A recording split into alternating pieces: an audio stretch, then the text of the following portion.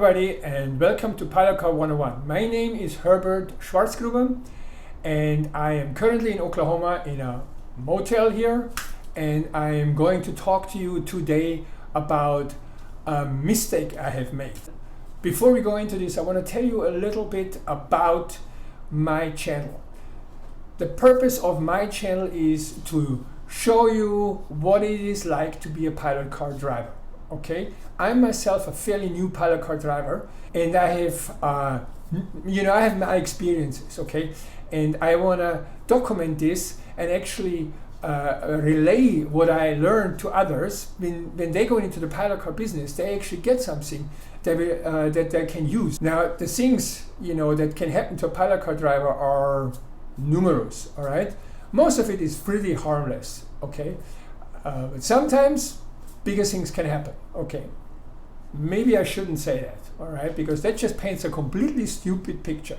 What I really want to accomplish with the video or with my videos is to really document what happens to a new pilot car driver, because I'm myself fairly new. As part of this, I want to then actually show you what are the equipment you need. I have even a plan to show you equipments for state by state, because there's a vast difference in finances. If you, for example, go all out US, you pay more. If you concentrate on one state, you have less layout. I have set myself up in a way so I can go all over the US. The only state I cannot currently go to is New York, because I just have not driven over there, and I haven't done the license over there, which is a $40 license. You're just going to DMV and you do the exam and that's it, all right? But other than that, I'm all over the US with my license, and I have equipment that allows me to drive in every state. And another thing I want to tell you before we go into the meat of the video, and that is, this is about the subject of subscribing or like and dislike. Okay, of course I want you to subscribe.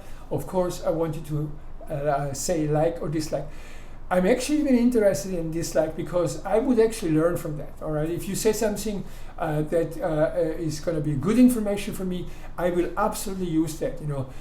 I'm sure you have been figuring out by now that I am not a professional YouTuber. I am not a pro. Okay, I am learning this thing as I go along. Okay, now it's not a big deal, if you actually criticize me. It is absolutely not a big deal. Okay, there's another aspect to this dislike and like business, believe it or not, but the Google artificial intelligence cannot differentiate between a human being and a robot. You wouldn't believe that is a problem. But Google hasn't figured this out. I'm sure they're going to figure it out at one point, but hello, here we are, reality. If you say like or dislike, it will know this is actually watched by a human being, and the whole thing is not a bogus cycle. Okay? Now, let's talk about the today video. My video today is about a mistake. I have made a mistake, and I want to show you what happened, and I want to explain the consequences, and I want to show you how you can avoid it, so this never happens to you. Okay, here we go. Let's go down to the car. As you can see, I got a new windshield. All right, that was just installed yesterday, and this is the blue tape. Basically holds this thing in place until it can be taken off. Now, what happened here? You guessed it already, I smashed my windshield. So here is what happened. I was driving behind that truck, and it actually came into an area with a lot of trees, and the right side of the truck was shaving the trees, the branches, and it was just it wasn't like just dry branches that were just flying off.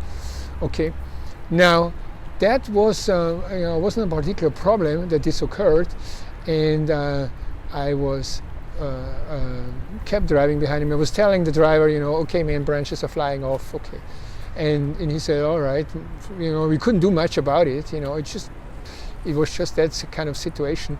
And then at one point a humongous branch got hit, and it ricocheted off the truck, and it flew back at my windshield. and it just smashed right into the top of the windshield. Here's the pictures. I don't know if it's live. No, that would have been too much. But in any case, it just smashed right into the top of my windshield.